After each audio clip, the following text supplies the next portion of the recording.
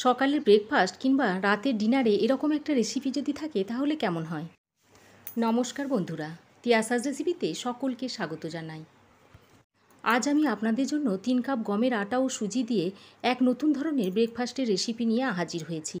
সকালের ব্রেকফাস্ট কিংবা রাতের ডিনারে খুব কম সময়ে আর খুব তাড়াতাড়ি এই রেসিপিটা আপনারা বানিয়ে নিতে পারবেন। খুব কম তেলে বানানো একটা স্বাস্থ্যকর রেসিপি। আশা করছি রেসিপিটা আপনাদেরও ভালো লাগবে। তবে আসুন তাহলে দেখে নেওয়া যাক রেসিপিটা। এখানে একটা বড় বাটিতে 3 বাটি গমের আটা নিয়েছি। আর এই 3 বাটি গমের আটার মধ্যে দিয়ে দিচ্ছি 1 বাটি সুজি।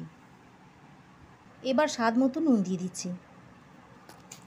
এবার জল দিয়ে সব কিছু ভালো করে মিশিয়ে নিচ্ছি।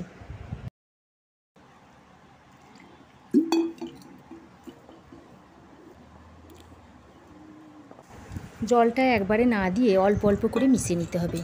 আমি এখানে শুকনো সুজিটা ব্যবহার করেছি, তবে আপনারা যদি সুজিটাকে আগে থেকে ভিজিয়ে রাখেন তাহলে সেক্ষেত্রে জলটা বেশি দেওয়ার দরকার নেই। দেখুন ব্যাটারটাকে এরকম একটু নরম করে গুলে নিয়েছি।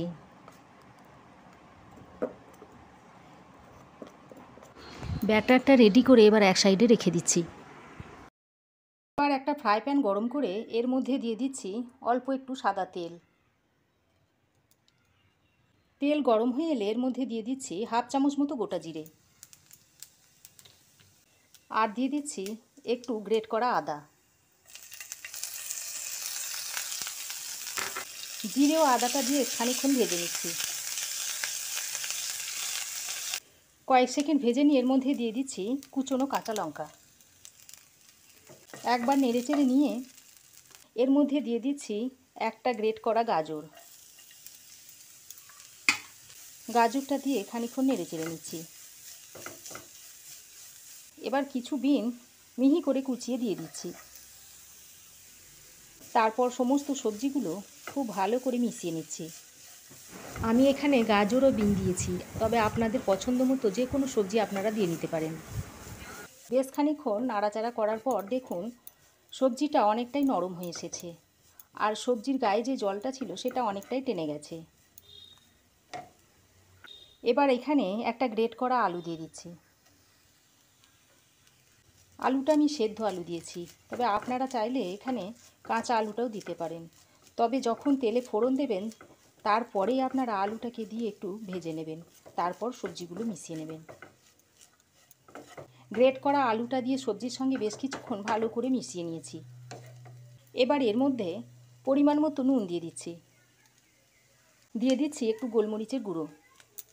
আর দিয়ে দিচ্ছি অল্প একটু গরম মশলার গুঁড়ো। গোলমরিচ ও গরম মশলার গুঁড়োটা দিলে স্বাদটা আরও ভালো হবে। এবার কিছুক্ষণ নেড়েচেড়ে নিয়ে গ্যাসটা বন্ধ করে দিতে হবে।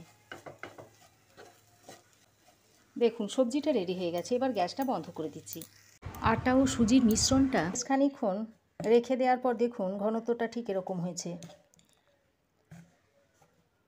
এবার যে সবজির মিশ্রণটা তৈরি করে রেখেছিলাম সেটা ঠান্ডা করে ব্যাটারের মধ্যে দিয়ে দিচ্ছি। তারপর ব্যাটারের সঙ্গে খুব ভালো করে মিশিয়ে নিচ্ছি। এবার দেখুন এরকম একটা হ্যান্ড বিটারের সাহায্যে ব্যাটারটাকে খুব ভালো করে সবজির সঙ্গে মিশিয়ে নিতে হবে। এবার আমি ব্যাটারের মধ্যে একটু বেকিং পাউডার দিয়ে দিচ্ছি। হাফ চামচ মতো বেকিং পাউডার দিয়ে দিচ্ছি। তারপর সামান্য পরিমাণে একটু জল দিয়ে দিচ্ছি। দিয়ে ব্যাটারটাকে ভালো করে মিশিয়ে নিচ্ছি।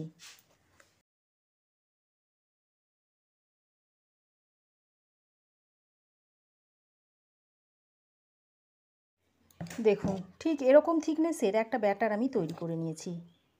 ব্যাটারটা রেডি হয়ে গেছে। এবার একটা ননস্টিকে তাওয়া গরম করে নিয়েছি। তারপর অল্প একটু সামান্য একটু সাদা তেল দিয়ে দিচ্ছি। তেলটা দিয়ে তাওয়াতে একটু স্প্রেড করে দিচ্ছি।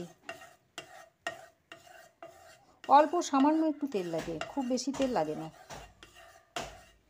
খুব কম তেলেই কিন্তু বানানো হয়ে যায়। এবার ব্যাটার থেকে এক হাতা ব্যাটার, এই গোল হাতার এক হাতা ব্যাটার নিয়ে নিচ্ছি। নিয়ে গরম তাওয়ার মধ্যে দিয়ে দিচ্ছি। তারপর এইভাবে হাতার সাহায্যে একটু গোল করে দিতে হবে।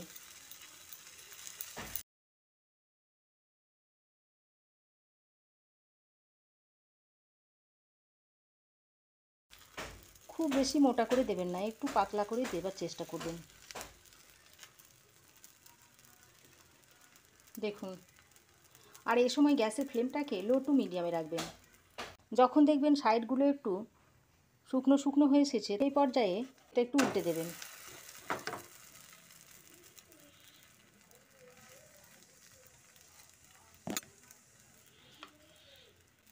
তারপর আরও 2 মিনিট রান্না করে নেবেন।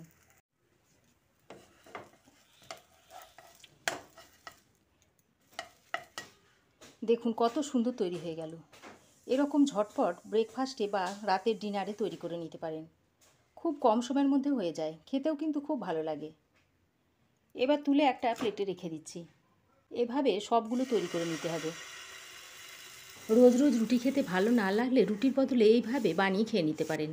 আর এটা বানানো খুব সহজ আর খুব তাড়াতাড়ি বানিয়েও নেওয়া যায়। অনেক সময় বাচ্চারা সবজি খেতে চায় না, তাই বাচ্চাদের এইভাবে বানিয়ে খাওয়াতে পারেন। আর যেহেতু এটা খুব কম তেল দিয়ে তৈরি করা হয়, তাই এটা স্বাস্থ্যকরও হয়। তো আমার এই ঝটপট আজকের এই ব্রেকফাস্টের রেসিপি আপনাদের কেমন লাগলো অবশ্যই কমেন্ট করে জানাবেন। ভালো লাগলে একটা লাইক ও শেয়ার করবেন। পাশে থাকা বেল আইকনটা অবশ্যই প্রেস করবেন। আর আমার চ্যানেলে নতুন বন্ধু হয়ে থাকলে প্লিজ চ্যানেলটা সাবস্ক্রাইব করার অনুরোধ রইল। আজ এ পর্যন্তই। আবার দেখা হবে নতুন কোনো রেসিপি নিয়ে নেক্সট এপিসোডে। সে পর্যন্ত ভালো থাকবেন, সুস্থ থাকবেন। ধন্যবাদ।